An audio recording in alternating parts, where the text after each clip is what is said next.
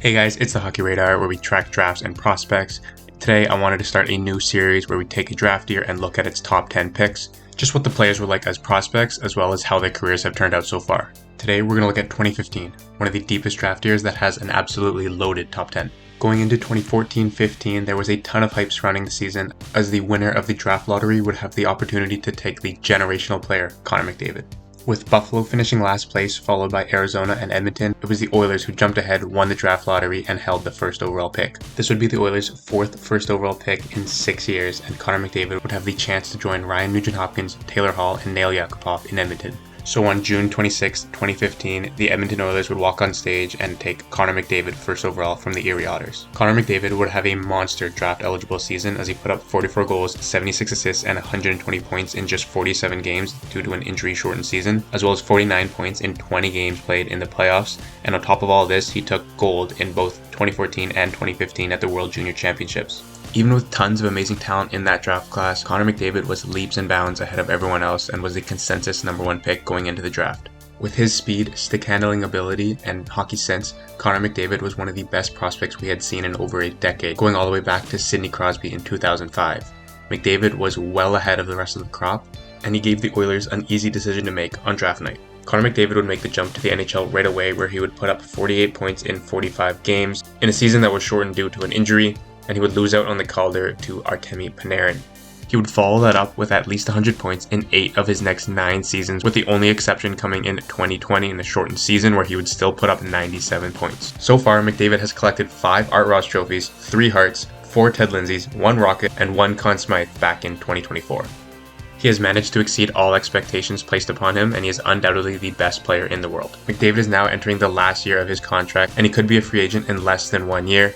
Edmonton is going to have to prove that their window is still open and that it will be worth re-signing, as McDavid will continue to chase the one trophy that has always eluded him, the Stanley Cup.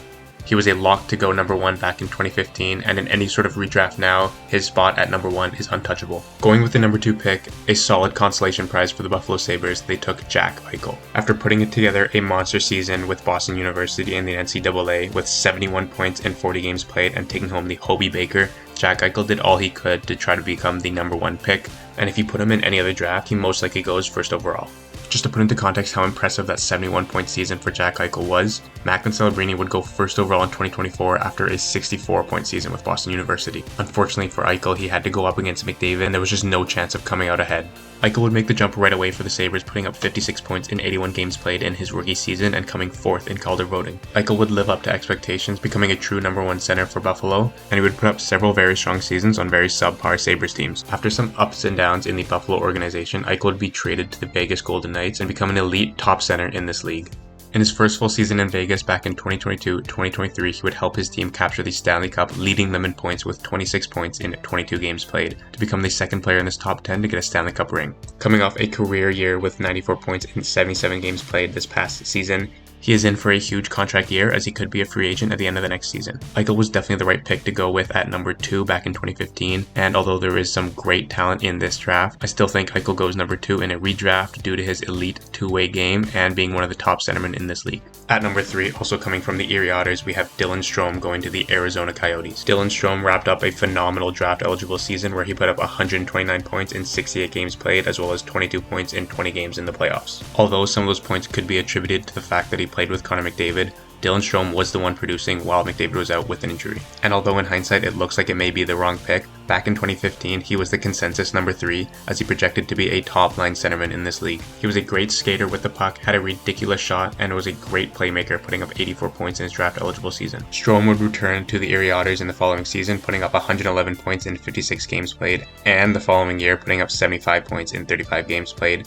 as he quickly became a player who was obviously too good for junior but not good enough to crack the NHL. In his rookie season, he would put up 9 points in 21 games in 2017 and 2018 and would finish the season in the AHL exploding for 53 points in 50 games. 3 years of development was not ideal for a former top 3 pick, as Strome was struggling to translate his offense to the NHL. Even after cracking the roster, his production was very underwhelming. After a few more struggles in the Arizona organization and a bit of a rejuvenation in Chicago, Strome finally found consistency and production in Washington. He quickly became an efficient replacement for Nicklas Backstrom as Ovechkin's center, finishing this season with a career-high 29 goals, 53 assists, and 82 points. After several years of trying to find his game in the NHL, Strome has finally lived live up to expectations, becoming a first-line center in this league. And although he is far away from being a top 3 pick in a potential redraft, the argument is still there for him to be a top 12 pick, maybe even top 10. And at number 4, coming from the London Knights, the Toronto Maple Leafs take the hometown kid, Mitch Marner.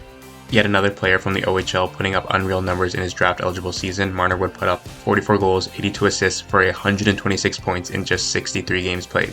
Honestly, a bit of a shock here from the Leafs at number 4, as they had just taken a right winger in William Nylander at the 2014 draft, and most people expected them to take a defenseman. Marner would quickly silence any critics as he would go back to the OHL for one more year, putting up 116 points in 57 games played, as well as a whopping 44 points in 18 playoff games, taking home an OHL championship and a Memorial Cup. Marner would have an impressive rookie year, putting up 19 goals, 42 assists for 61 points, alongside other young stars in Toronto such as Austin Matthews and William Nylander, and there was a ton of hype building up around this top 3 in Toronto. Even after putting up a career year this past season, putting up 102 points in 81 games played, unfortunately this core 4 just had nothing to show for but a couple of second-round appearances, and it was time to change things up. Marner, now in Vegas, teams up with fellow top 5 picks Jack Eichel and Noah Hanifin as he attempts to go deeper in the playoffs than ever before and once again prove any critics wrong. Although initially a bit of a reach at 4 back in 2015, Marner would 100% go at least number 4 in a redraft, and the argument could be made that he deserves to go even higher. An interesting thing to note is that a lot of these guys are having career years either this season or the season before, which just shows that they're still developing even 10 years after the draft as they now enter their prime. So sometimes maybe it's a little early to give up on some of these guys like Dylan Strome only 3 or 4 years after their draft. Going at number 5, we have the first defenseman taken off the board with the Carolina Hurricanes going with Noah Hanifin. Hanifin had a solid year in Boston College with 23 points in 37 games played, and he was coming in as the highest ranked defenseman in the draft, projected as the 3rd best North American skater,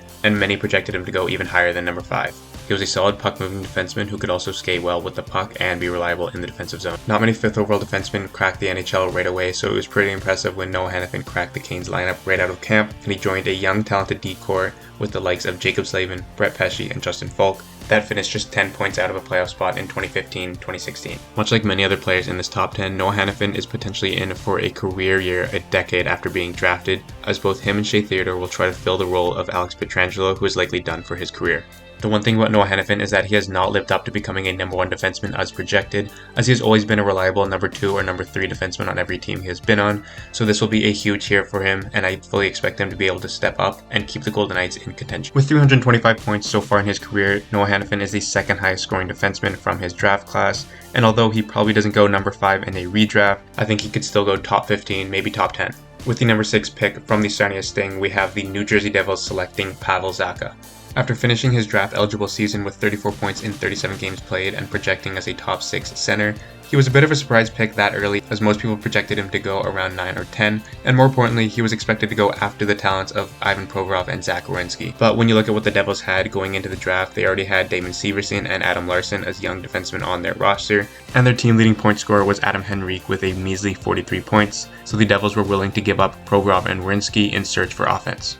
In hindsight, the Devils might have been better off picking Timo Meier or Mikko Rantanen from that top 10. However, Zacha was the highest ranked North American forward at the time, and so he made some sense at 6. Zacha would return to the OHL the next season for a more productive year, putting up 64 points in 51 games played. In his first full season in the NHL, he would put up 24 points in 70 games played and would never crack more than 36 points with the Devils, which made that pick at 6 look questionable. After being traded to the Bruins, he started to find his footing and has become a reliable second-line forward who is good for 45 to 55 points a season. There was no doubt that Zacha was a top 10 talent at the time, however at 6 was a bit too high, and in hindsight he is looking more like a mid to late first rounder in a redraft.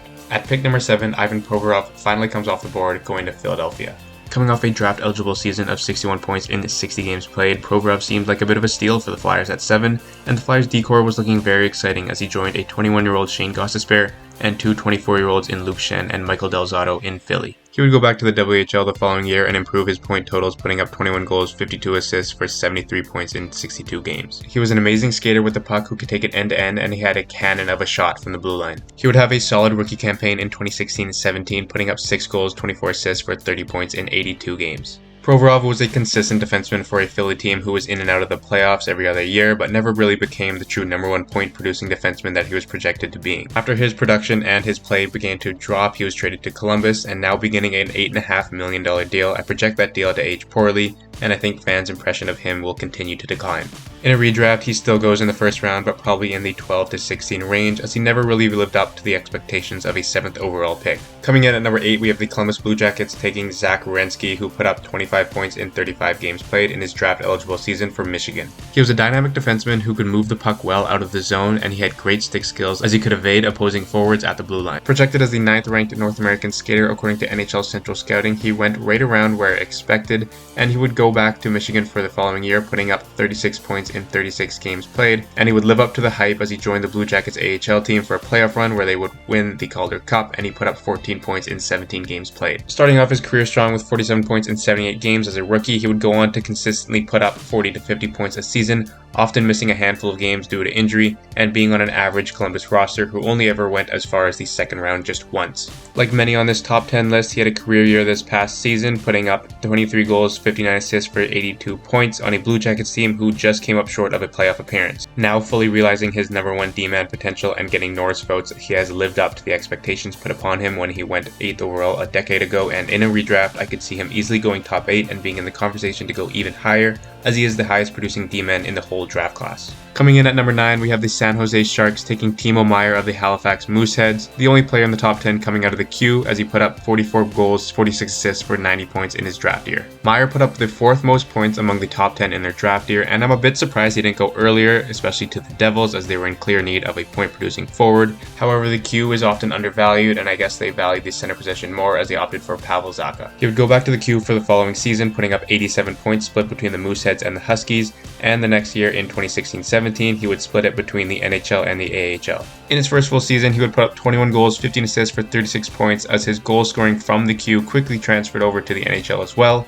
Meier would go on to put up 3 seasons of 30 goals for the Sharks and a couple deep playoff runs before the Sharks would completely tear it down and ship Timo Meier to the New Jersey Devils midway through the 2022-2023 season. Since then, his production has dipped as he's now become a consistent 50 to 55 point scorer, as he is more in a secondary scoring role behind Nico Hischier, Jesper Bratt, and Jack Hughes. Overall, Meier ranks in the top 10 in most offensive categories among the 2015 draft picks. However, in a redraft, I could see a few players jumping past him and him falling closer to the 13 to 16 range. And rounding out the top 10, we have the #1 ranked European skater Mikko Rantanen going to the Colorado Avalanche. The top 10 did not favor the European skaters list, as the first 9 picks all came from the North American skaters list. So after a 28-point draft year in Finland playing amongst men, Rantanen was a bit of a steal for the Colorado Avalanche at 10. Rantanen quickly proved that his production translated to the North American game, as in his draft plus 1 year after a pointless 9-game stint in the NHL, he would put up 60 points in 52 AHL games, and he would go on to tie Frank Vatrano of the Bruins organization for AHL Rookie of the Year. Rantanen's first full season would be an underwhelming 20-goal, 38-point season, as he was part of one of the worst regular season teams in recent history, the 16-17 Avalanche, and this season would be the last for Rantanen at that point pace. He would explode in the following year, putting up 84 points and 87 the year after, and he would become the first player in this top 10 to capture a Stanley Cup, doing so in 2022. This was just the start of his dominance, as following the 2022 Stanley Cup, he would put up back-to-back 100-point seasons, quickly solidifying himself as one of the top forwards in this league. Now with the Stars looking for a second ring, he has clearly surpassed any expectations of a 10th overall pick, and makes you wonder why the North American list was so heavily favored and why Rantanen fell to 10. In a redraft, he would certainly go higher and could make the argument of going top 4 or top 5 in this draft class. And there's your top 10 for an absolutely loaded 2015 draft class. Let me know what you guys think. Make sure to like and subscribe, and let me know down below which draft year you want to see next. I'm also on Spotify and Instagram, so make sure to check those out.